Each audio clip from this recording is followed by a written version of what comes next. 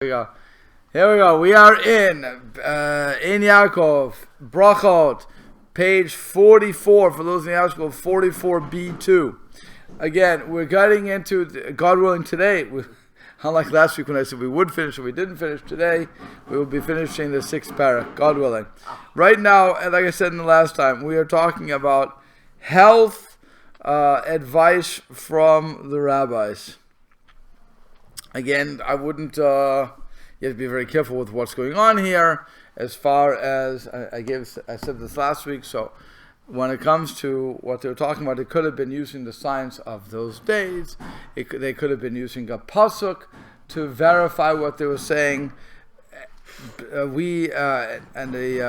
could be that it does not apply today. It may be that it does apply today. I don't know. Depending on, I'm not a scientist to know what would work, what would not work. We're going to talk about different things. So as we go through, just remember that bottom line is that if science says that it doesn't work today, it could be that because of our dietary changes that we've made, or the amount of, hormones that we've ingested over the years, that we have indeed changed our bodies, and that we have either evolved or devolved, whatever the case may be. Thank you. Okay? And so now here we go. Tana Rabbanan, the rabbis learned in a Braita, Techul yav elishinayim v'kasha livnei me'ayim. Spleen meat, to answer your question, Daniel, of a kosher animal only, obviously. We're only talking about a kosher animal, but spleen meat is beneficial for the teeth and is harmful for the intestines. Yes. So why would you have it? Because people like delicacies. And good teeth. No, they like delicacies. Think about it. They like delicacies, so they eat spleen meat. That's why people eat all these crazy foods, including what we have today. Liver's in that case, right? Liver's in internal organ. No, the liver would not be spleen. Liver's a liver. It's an internal organ. It's right. But I'm just thinking, in general, we have foods like the spicy foods that people like to have that I think they're insane for. You know, it gives you a heartburn. Well, why do people do it? Because they like the taste. The same way as people who are lactose intolerant, they pop a pill so that they can have pizza. Stay away from the pizza, idiot. It's that simple. Condition yourself to be lactose tolerant. What? If you have enough, some people can't, bro. It's like what's it called? It's like snake venom. If you have enough milk at small intervals, doesn't look like that. No, but they're not doing that. No, you're doing it. You're taking a giant step forward. What I'm saying is these people, they have a drug on the market that says if you're lactose intolerant, you pop this pill, and you too can eat whatever everybody else will, and you will not be affected by it. Somehow it gives an enzyme to the body. Or Lactaid is another milk product, semi-milk product, where they either take out something or they put something in. I forget how it is. But it's, again, people who want to eat that stuff, they can, and they won't be affected. So you would say, why would people do things that is bad for them? Because it tastes good. Why do people drink Coke? Coca-Cola let me finish what I'm saying. It will, if you pour it on rust, will take the rust away. By the way, if you're ever on the highway, for those who know what they're looking at in their engine, if your battery has battery acid on the poles and you're not getting a good connection, pour Coke on it. It will eat it away. And then you can start your car and go. Yes, Coca-Cola really does work. Okay? So imagine if it can eat the rust, dissolve your battery acid. God only knows what it's doing to our insides, and yet people drink Coke all day long. Coke, Pepsi, Mountain Dew, all these things that we have out there. And when you're on the highway and you have to wake up, well, it's either coffee or do the dew, or Coke. Yeah. So when you say it's good for the teeth, does that mean it tastes good, or it's actually good for the teeth? No, it's actually beneficial for the teeth. Apparently, the enamel or to make the teeth healthy. Yes. So could you say I'm not eating it because it tastes good? I'm eating it because I like my teeth. You could say whatever you'd like to say. But the bottom line is, what the Gemara is telling you, is that while it's beneficial for the teeth, it's harmful for the intestines. By the way, for those who, again, in the medical field, let's say you have high triglycerides, okay? That's cholesterol, high triglycerides. So what they give you is a drug to lower your triglycerides. But what happens in the end? In the end, it raises, it also lowers your HDL, the good stuff. And it raises your bad cholesterol. So while it certainly gets down your, or balances off your triglycerides, it doesn't help everything else. That would be the same sort of thing. I get benefit from one the food benefits me in one way, but it hurts me in the other way. So do I want to take the chance? The risk balance is what we call it, risk portfolio, risk ratio portfolio. Would that be like weed killer? Some weed killers, if you spray on the weed, it also kill all the grass around it. Yes, yeah. So it could be like that. Okay, so now the next part. Curation kashan lishanayim, v'afen livnei. On the other hand, leeks. Here's for all you vegetable-eating people. Leeks are harmful for the teeth and beneficial for the intestines. So again, you have to make those decisions. Wait, so if I eat spleen one day, then can I eat like spleen and then leeks right after that? You can eat spleen and leeks together and try to counterbalance everything. I don't know. I'm not sure how this is going to work. Spleen and leeks, but it's all medical device from the Torah. So from the rabbis. From the rabbis. So again, we have. Well, I'm going to say this again. We're translating it as leeks. Maybe there was some other type of leek. Maybe that was the medicine of their days. I'm not sure. But what you're looking at is not so much to follow it, but at the same time, maybe you should. You should always look into what they're saying to see what modern science is saying. Knowing that modern science, by the way, changes every day, literally. And so one day smoking is good for you. One day smoking is bad for you. One day drinking wine is good for you. One day drinking wine is bad for you. One day carbohydrates. Bill Burt's brought this out recently. Carbohydrates is good for you. The other day you said now it's no good for you, right, Bill? Now, according to the Food Drug Administration, carbohydrates are no good for you.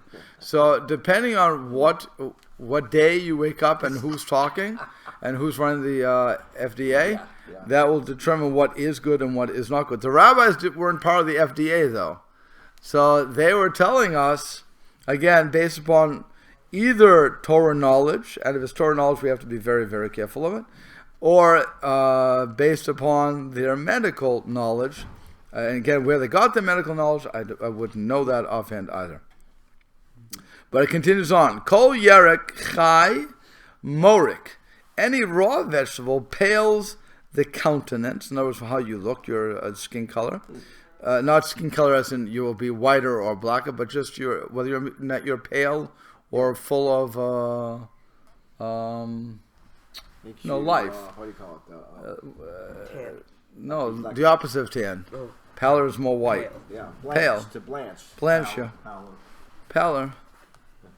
But it's not actual skin pigment, it's just how you appear. Correct. You can still be white. You will still be what you are, but you'll look. It's like when you have a fever. Yeah. People say, "Oh, you look pale today." Okay, that's what this does.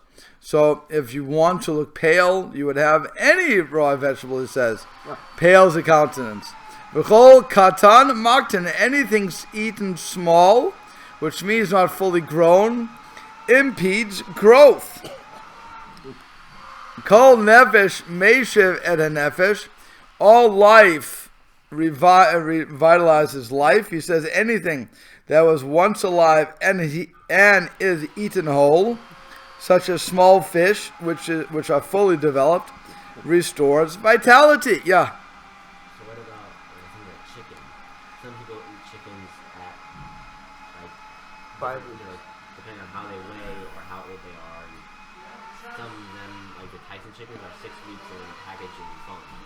And other chickens are sometimes a month or a year, and they gain 8 pounds, and then 2 years later or 1 year later they gain 8.5 pounds. Like in 1 year they gain. So what are you asking? what defines fully grown? Some people define fully grown as in it's 8 pounds. So Rashi answers your question by saying the Gemara will explain what they mean by fully grown. Your question was just for the audience out there, since they can't hear what you just said. What is fully grown? So Rashi says, answering your question, the Gemara will explain what fully grown is in a few minutes. We have to wait for the Gemara to give its definition. As far as what you are referring to, it's whether a fish is what we call a pullet or a broiler. 3 pounds and below is a broiler. Above 3 pounds would be a pullet. Okay, that depends on what size family you're feeding. That's why people are buying that. As far as a Cornish hen, which is a very small bird, that is fully grown, but it's very small. So it's I'm not sure why people buy it. I'm sure people buy a lot of things, but a Cornish hen. They call it a rock hens, right. Cornish hen. Yeah. Very small. Yeah. I guess it has meat. I never had it. No, because you prepare the whole. That's a whole serving for an individual serving. Yeah. We've had it before because they're so small. You can eat a whole one. Right. What was your question? So wait, what does eating something small, fully grown, give you?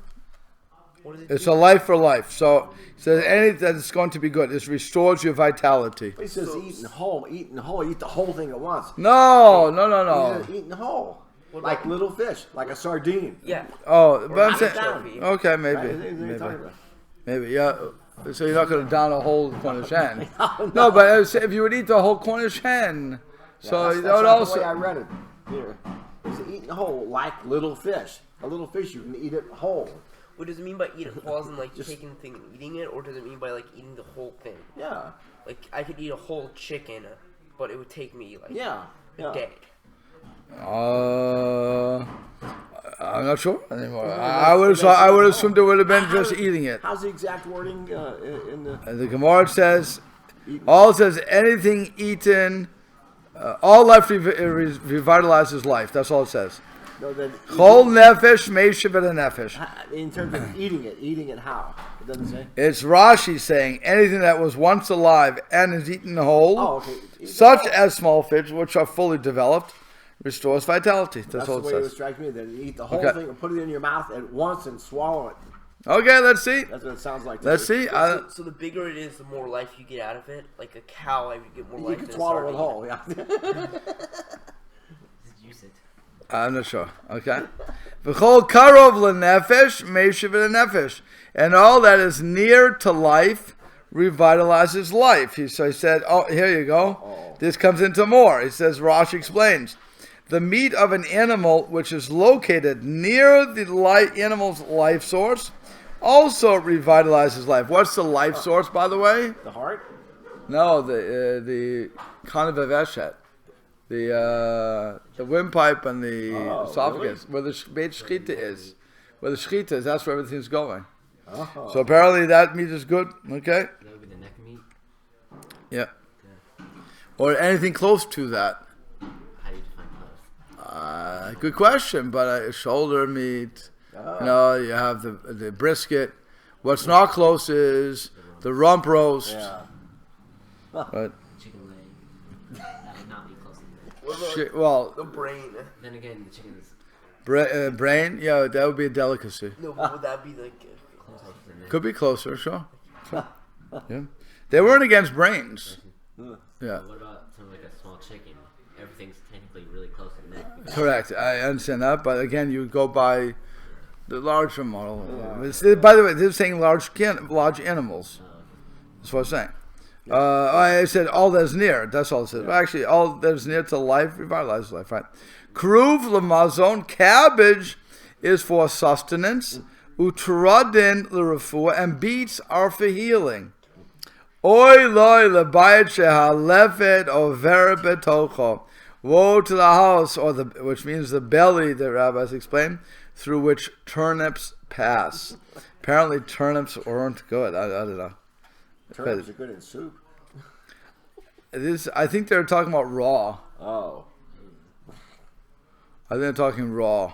So in all these cases, they're talking raw stuff. I think. I'm not 100% sure. So he said, let's see. So we have a couple of commentaries. It says, the odor emitting from one Is that right? Yeah. No, I didn't get to yet. Okay, I'm sorry. I didn't get to yet. So Amar, the master said, Techol Yafel Shanayim V'Kasha Livnei Meyim. Spleen meat is beneficial for the teeth and harmful the intestines. My Tekante. So person wants to eat spleen meat. It's good for his teeth, bad for the intestines. What's the remedy? How can one derive benefit from the spleen meat, which provides for the teeth without suffering the harmful side effects it has on the intestines? So he says, Nil ase v'nishdiye. He should chew it and spit it out. If your intent is to chew something and spit it out, do you make a bracha on it? Because you're not eating it.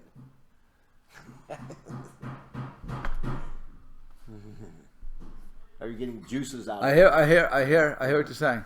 It's like chewing tobacco. You get the tobacco out of it. Oh. Tobacco's not a food, though, is it?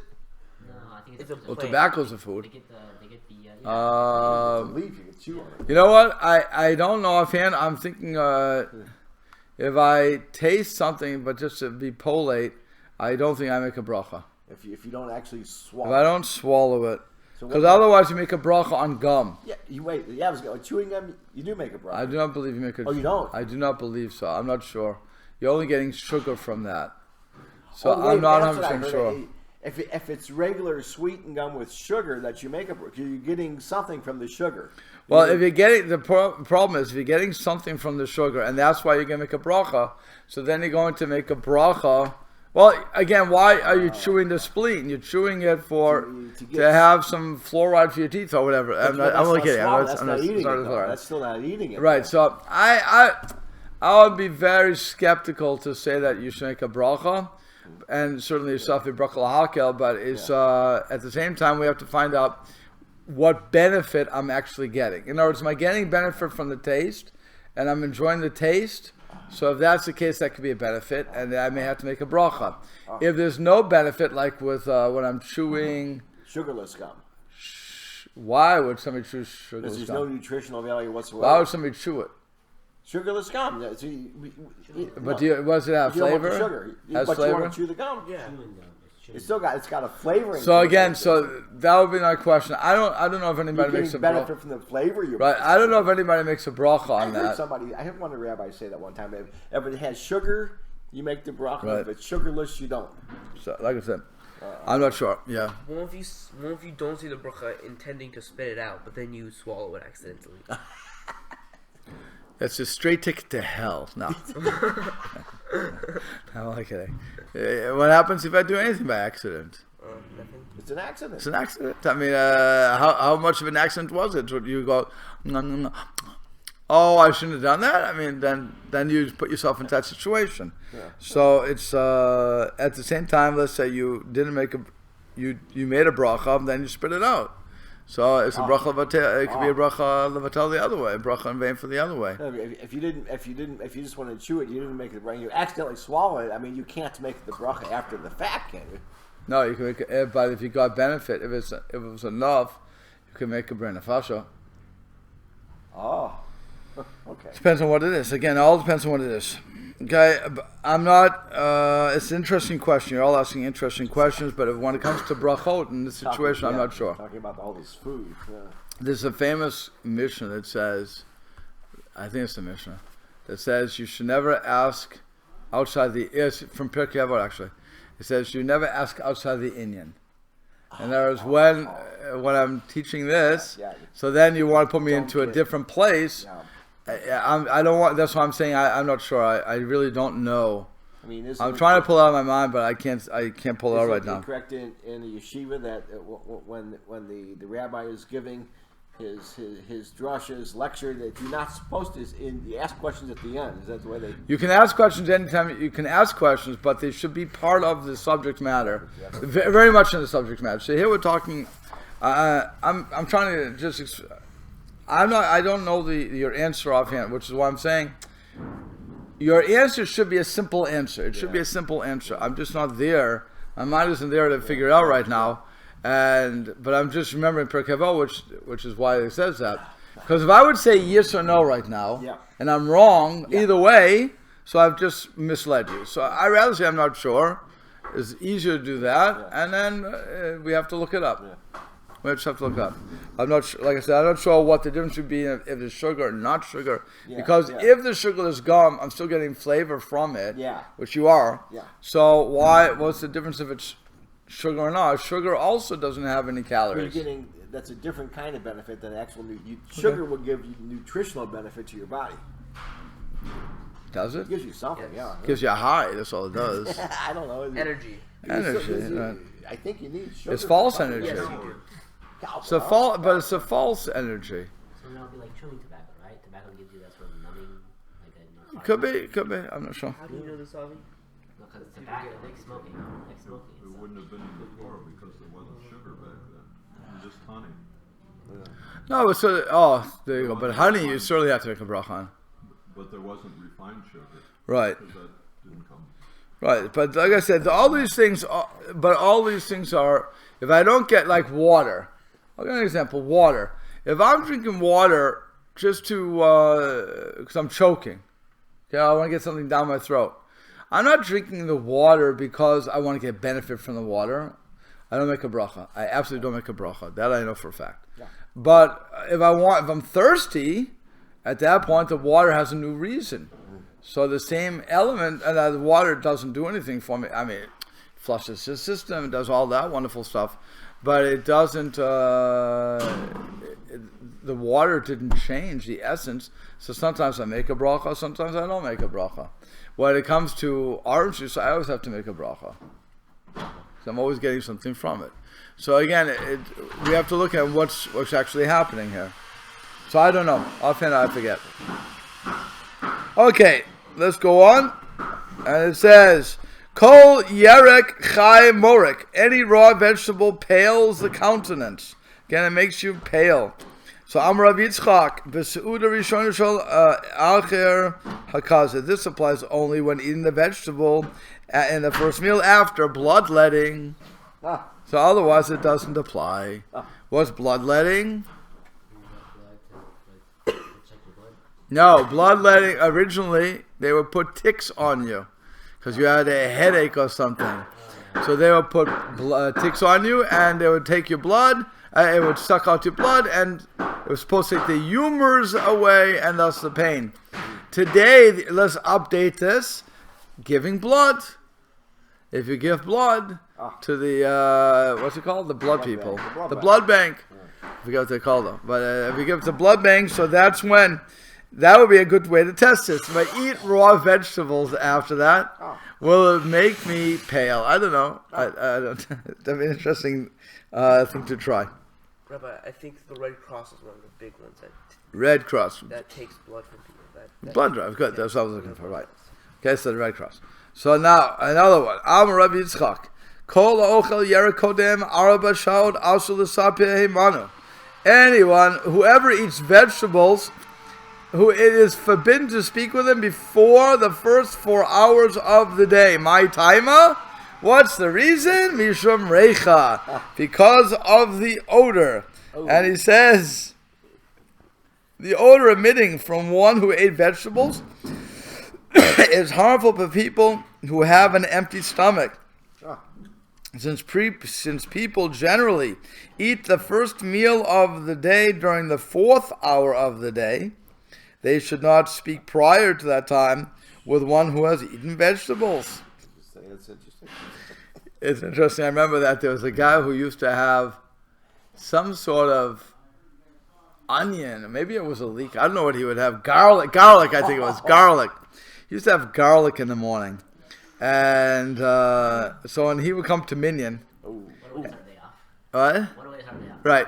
When he would come to Minyan, he would speak to, and I had, when I was going to Minyan, like here, I don't eat before Minyan. You're not supposed to eat until you have him chakras. Fine. So I didn't eat. And so when he would start to speak with me, it was so hard to stay there because that garlic was overpowering. And you're thinking, besides, you just don't like the smell, but it's, that would be an example of when you really brush your teeth, basically, if you're going to do this to me. Okay, so but that's being shumreicha. Eat enough garlic, it emanates through this, pours into your skin. I worked for an Italian guy one time. I mean, serious Italian guy. He just couldn't get close. There you go. Okay. So v'amar Yitzchak asur la'adam she'yochal yerech chai kodem arba ashar. Again, another statement similar. It is forbidden for one to eat raw vegetables before the first 4 hours of the day. Why? Because raw vegetables are harmful on an empty stomach. Now again, I'm going to say this very strongly. For those who, I think your father's a raw vegan? Not completely raw. No? Okay. For those raw vegans out there. Oh boy. No. It's an important thing. For those raw vegans or somebody who's eating spleen continually, on the halacha says very clearly, if I condition myself to eat this food, then these rules don't apply.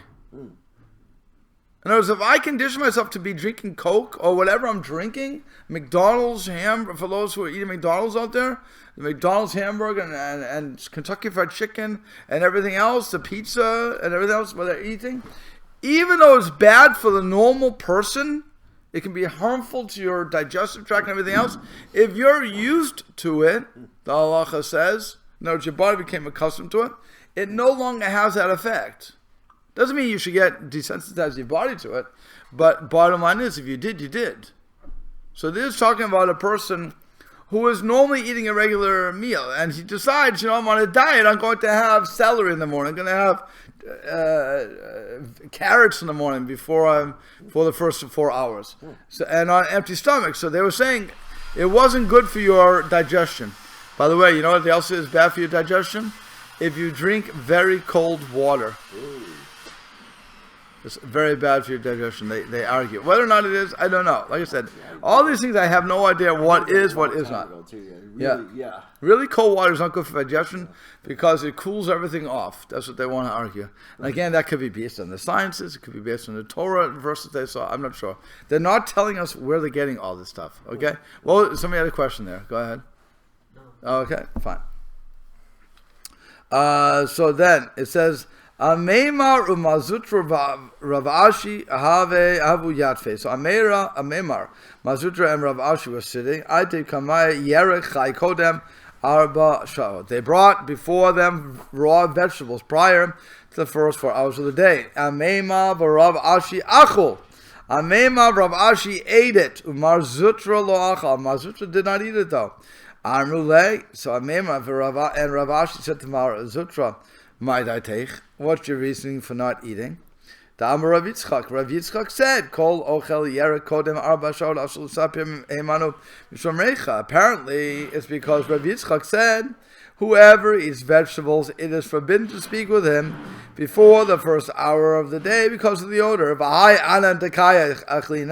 But we have been eating vegetables, and yet you have been speaking with us, which indicates that you do not hold by Rav Yitzchak's statement. Why then why aren't you eating? So he says, Amralu, he said to them, Ana ki idach the Rav Yitzchak sevorile. I hold like the other statement of Rav Yitzchak. To Rav Yitzchak, that Rav Yitzchak said, Asur la'adam she'yochal yerech ha'kodem arba sha'ot. That is forbidden for one to eat raw vegetables before the first hours of the day. Again, he says, although I disagree with Rav Yitzchak's statement that a vegetable odor is harmful to others on an empty stomach, I do agree with his statement that the vegetables themselves are harmful to the eater. It could be, by the way, that he tried it and it didn't work out for him. That could be that simple. Or he said, you know what? I know that it doesn't bother me when people are speaking. What do I care? But when it comes to my health, I don't want to go that far. So, and think about how much we refrain from certain foods based upon what people tell us. Think about that. Somebody tells us it's harmful, we don't eat it, right? I'm sure that your parents have done it too. This is bad for you, you shouldn't eat it. And you say, okay, I trust you. Wasabi. Say it again? Wasabi, don't eat a spoonful of wasabi. Wasabi? Wasabi. It's not that bad, It's like spicy green pasty on sushi. Uh-huh. Dad says if you ever get a spoonful of it, don't put it in your mouth. There you go. And you take his word. You didn't have to put it in your mouth first and say, I'm going to do it. You didn't do that. You said, okay, Dad. No problem. Well, I'm the rebel, so of course I had to do it. And what happened? It wasn't fun. There you go. There you learned. Take your dad's word for it. But that's what the rabbis are doing here. On certain things, I'm going to take their word for it without trying. Other things, it happens. So I know that it doesn't bother me. What do I care? If you can speak to a guy who was eating garlic or whatever else, God bless you. It's not going to bother you. It doesn't bother you. Now, here we go. And here's the question. Kol katan maktin. Anything eaten small, not fully grown, impedes growth. What does that mean? So Rav Chisda said, Afilu gadya barzuza. This even pertains to a kid, a goat, worth a zuz. And he says, even though it is so fatty and good that it sells for a zuz, it is never coinage. What's the act? We sing it in Chagadia. It takes 2 zuzim to buy. It's a coinage. A coin that was used back then. I'm not sure how much would be worth today. It's nevertheless harmful since it has yet to attain its full size. So the Gemara qualifies. So here we go. Velo amaran ela delayed ba riva. So this was stated only when the animal did not attain, and here's your answer, a quarter of its full size. You have to know what the full size of the animal will be. Okay, if it reached a quarter of that, let me just finish. Like veal meat is from calf, right? Well, certainly it's past a quarter of its size. A calf. Yeah. Certainly past. I don't know how big they are. A veal is a big animal. I thought veal was from a calf, not a full veal is a calf. But not a full-grown cow. Right. But it's certainly a quarter of the animal. Well, no, cows can get very... Wait. Aval idbe riva lately, but if it has attained a quarter of its full size, there's no concern. So you had a question? Go ahead. So for basing on the chicken size, you could say that the chickens, like the Tyson chickens, they have reached their full growth, even though they're only 6 weeks old. Yes. As long as they're a quarter of its size, that's what they're saying. Right, so he says, now here he says, a baby lamb which did not grow to a fourth of its size of a full-grown ram, or a kid goat which did not grow to a fourth of the size of a fully grown goat, or any other animal at the equivalent early stage of its development. So what you're looking for is, did it get to at least a fourth of where it's supposed to be? If it does, you can eat it. So that would be the veal. The reason, by the way, veal is not desirable by many people today is because the people who were manufacturing the veal, growing the veal, they did not let them out of a pen, so they couldn't walk around. So their muscles were atrophying. It was torture to the animal. So it was not so much that they didn't like the taste of the meat. Yeah. It was more that they were arguing PETA style, protection from the people for the ethical treatment of animals, that it wasn't proper to do that. No, they're against killing animals altogether. So it doesn't really matter what was going on with the veal, but when it came to veal, that was one of the big things that they were arguing about. Also, I think they seems like I remember reading that they would keep the animal completely suspended, not even touch the ground. That I don't know. It could have been. Because what people wanted was tender meat. Yeah. And if the animal would stop moving around, the meat ceased to be tender. I don't know if kosher was ever there. I'm not sure what kosher animals were like. Go ahead. Because we do have Sar Bali Cham. You can't torture the animal. So I'm not sure if the kosher industry was ever part of that. It may have been, but I'm not sure. Yeah. So what about an animal? I can't think of one off the top of my head. Something that you would eat normally, or people have it at a certain age, and that age is less than its thing, because if it's past that age, it doesn't taste good. So the Gemara is saying, do not eat it. Like squab. What's squab? Baby pigeons. Okay, so then people would. So the Gemara is telling you, don't worry about what tastes good. We're giving you a guideline. And we're saying that if it's not a quarter grown, at least a quarter grown, then it is dangerous for you. Yeah. Is it also talking about fruits or like vegetables and stuff? Right now, it's just talking about animals. Go ahead. Does it mean a quarter of its average size or a quarter of its average weight, like for the animal? That's a good question. I thought about that too. Because if like it's supposed to weigh 10 pounds, is it a quarter of 10 pounds or is it a quarter of what it's supposed to? How big it's? I would suggest both. I don't think the rabbis were splitting that up. So just to, like, to summarize, kind of. Yep.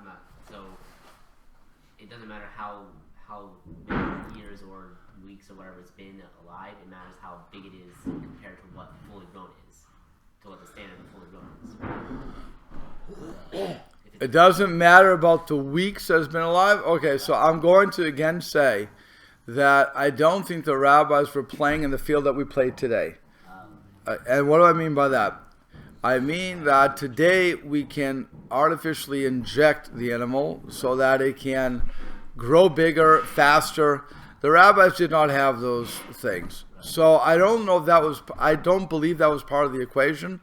And therefore I would say like this. The rabbis were saying to us, just looking at a health situation, if the animal is not at least a quarter of its weight, however long that would take for the animal to reach that, and therefore the weight and normal feed, no hormones added, okay, GMO, no, GMO would be the exact opposite. Organically grown animal. In that situation, it has to be a quarter of its size, at least a quarter of its size, and then it will not harm you. Otherwise, it could harm you. Once we start manipulating, we've changed that equation. Okay, and that's, the rabbis could not. Okay, I know some people are going to call me up across. They have to be watching for 36 minutes to get there.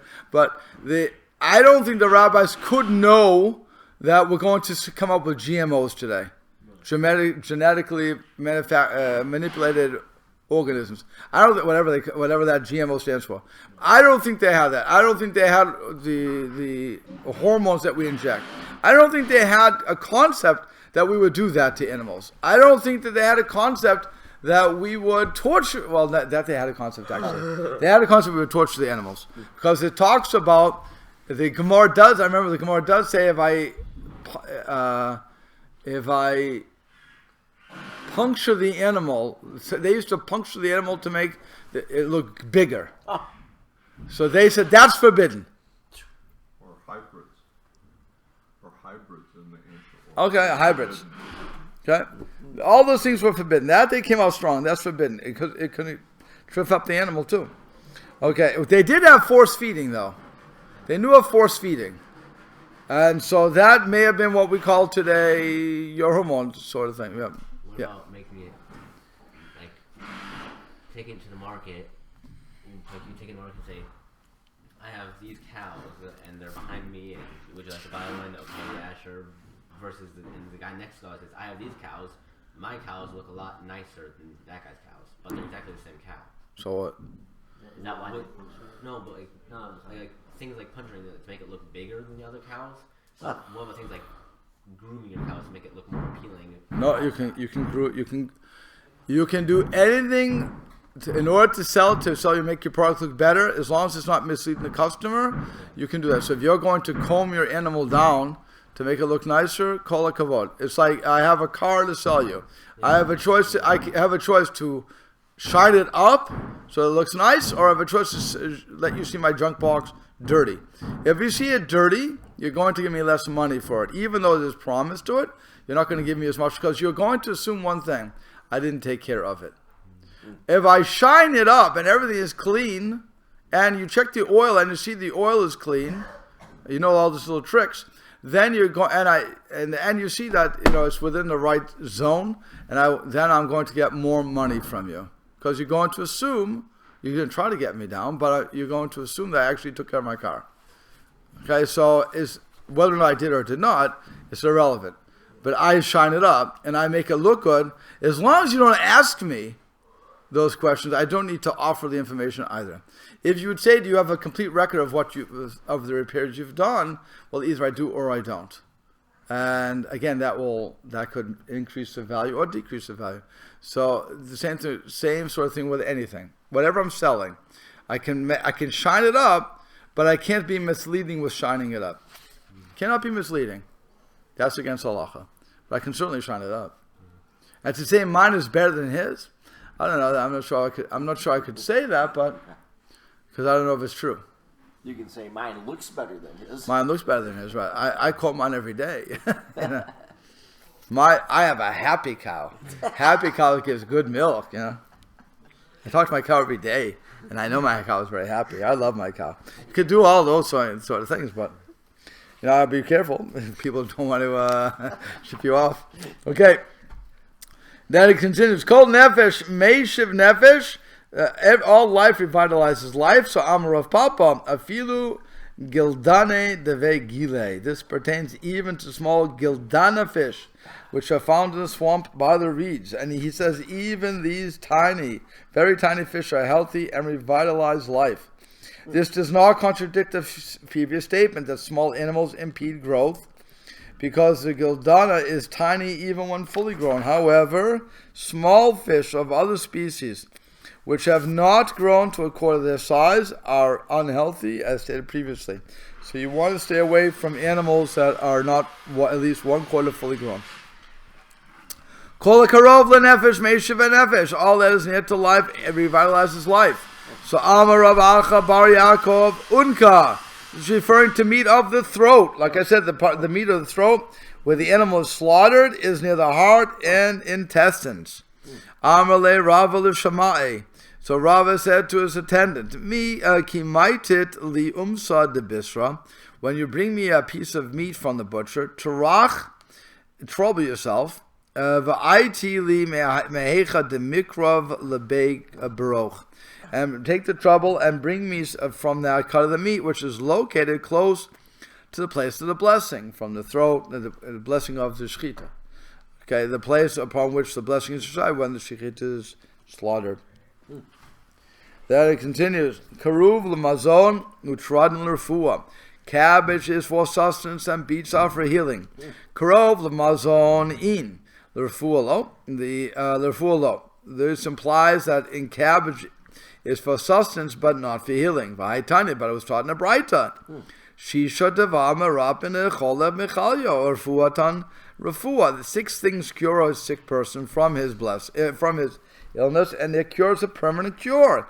V'elohein, and here we go. Kruv, cabbage. See, that's the problem. Kruv, cabbage, and we just said it's only for sustenance, and it seems not for healing. And here we say it is for healing. Utrada and beets. Something we said wasn't good for you, right? Ume, he said, and the water of the dry. I think the radishes were good. Radishes, I'm sorry, radishes, right. You're correct. The waters of dry pennyroyal. Okay, pennyroyal is a, Rashi explains, a cooked pennyroyal dish. Rashi maintains here that water of dry pennyroyal refers to pennyroyal soup in the same vein as water of beets and water of vegetables. I'm not sure what pennyroyal would be. Okay. Others read this text honey, which would make honey the 4th food. This would raise the total number of foods to 6, or to 7 rather than 6. Okay. But I'm not sure. Pennyroyal, the truth is, isn't pennyroyal a type of honey though? Oh no, there was royal type of herb. There you go. Thank you. Okay, good. Thank you. So it's keva, the maw, the heret, and the womb, the yoter kavet, and the diaphragm. Ela ema kruv aflamazom. Rather, say the Braita means that cabbage is also for sustenance. So say it's both. Yeah. I have a question. When you say diaphragm, does that mean skeleton? Or diaphragm of a vegetable? You said No, it's the womb and the diaphragm. So it's a body part. Oh, body part of what? An animal? Yeah, I'm hoping it's only an animal we're talking about. Talking about humans. Yes, ammo. Okay. Yeah. Okay, so now it says, "Oilo lebayit she'alefet over betocho." Woe to the house, the belly, through which the terms pass. Any, is this so? Are terms indeed harmful? Amar le Rava the Shema'e. Why Rava said to his attendant, "Ki chazit lifta b'shuka." When you see terms in the marketplace, lo tema li b'mai karach rifta. Do not ask me, with what will you eat your bread today? I like turnips. That's basically saying. I automatically assume I want turnips. Thus we see turnips are healthy. So Amar Abaye. So Abaye says, "Mibli basar." That your father like this. Okay. You guys should like this. The bride is discussing turnips that are cooked without meat. However, when cooked with fatty meat, the meat weakens the strength of the turnips and they are no longer harmful. Oh, so your father won't like this. Okay. But Rava Amar. And Rava said, "Mibli yayin." The bride is discussing turnips that are eaten without drinking wine afterwards. However, when wine is drunk afterwards, the wine weakens the effect of turnips, and again, they cause no harm. So either way, you either have to have meat with turnips or wine. That way they won't be harmful, yeah. What about turnip salad? What? Turnip salad. Again, have meat with it or wine. My wife likes to put sliced up turnips in chicken soup. Oh, that's already cooked. Yeah. That's not a problem. Yeah. Well, is radish any good, or is radish on the good list? Radish. Was that on the good list? Radish, I don't know. I'm not sure. My wife likes beets I'm too. not sure. Beets. There you go. Yeah. There you go. Something that's happening in here, there's a big difference in digestion of vegetables, whether they're cooked or not. Well, when they cooked it. Onions, many people that are allergic to onions can eat them cooked but not raw. Right. With radishes and cabbage and What about like carrots and celery? Well, carrots, right. The more you cook it, the less the nutrients remain. Yeah. So we have to understand that. It's a lot. It could be diluted. It could be a lot of things that are going on Put here. them in the soup. I mean, But then you if get put it everything. in the soup, then the vitamins get the- and all yeah. Right. the nutrition is in there. Right. It's also now, more recent years, it's become very much desirable to steam your vegetables, cook it, like the Right. steamed peas, when it's still a little crunchy. Let me just finish this, okay? So then it says Itma Rav Amar B'Bli Basar. Rav said the bride is discussing turnips that are cooked without meat. Shmuel Amar B'Bli Eitzim, and Shmuel said the bride is discussing turnips that are eaten without wood. Oh, what does that mean? That they were not cooked extensively. Oh, okay. There you go. I knew you guys. Here's okay. However, when cooked extensively, the cooking weakens the strength of the turnips. Rabbi Yochanan Amar, what? Does that mean wood burning? Wood burning. You're burning. You're cooking off of the wood. Okay. So Rabbi Yochanan Amar B'Li Yayin, and Rabbi Yochanan said the bride is discussing turnips that are eaten without drinking wine afterwards. Amar le Rav le Rav Papa. So Rav said to Rav Papa, Sudani beer brewer. He called him a Sudani, which is a beer brewer. He was saying, because Rav Papa was a brewer of date beer. Okay, so he said, Atun delo nafish l'chuchamra b'mai tavritule. But you who are, I'm sorry, I missed a line. Anan tavrina le b'bishra v'chamra. We weaken the turnip with meat and wine. Atun delo nafish l'chuchamra b'mai tavritule. But you who are drink bears and do not have much wine, with what do you weaken it? Amalei. He said to Rav Papa said to him, B'tzive, with wood. So ki hai de bitu de Rav Papa, as was in fact the custom of the wife of Rav Papa. Bata de mevashla la tavra la bitmanan ufi parsiyata, who after she would cook the turnip would weaken it with 80 large logs, which means she would weaken its potency by burning another 80 logs under the pot of turnip. She was very okay. Go ahead. Does this rule still apply when using onions to cook? I can't hear you. What? Does this weakening the turnip to using other things to cook, like coal or gas or oil. Yeah, of course. It's just that they had wood back then.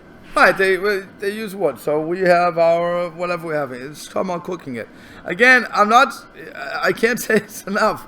Whether or not this applies today, I'm not going to start arguing. For those who eat turnips and survive, and it's not bad for them, kol hakavod. But this is what they were saying. I don't know if maybe they had different turnips, maybe they had different vegetables. I have no idea.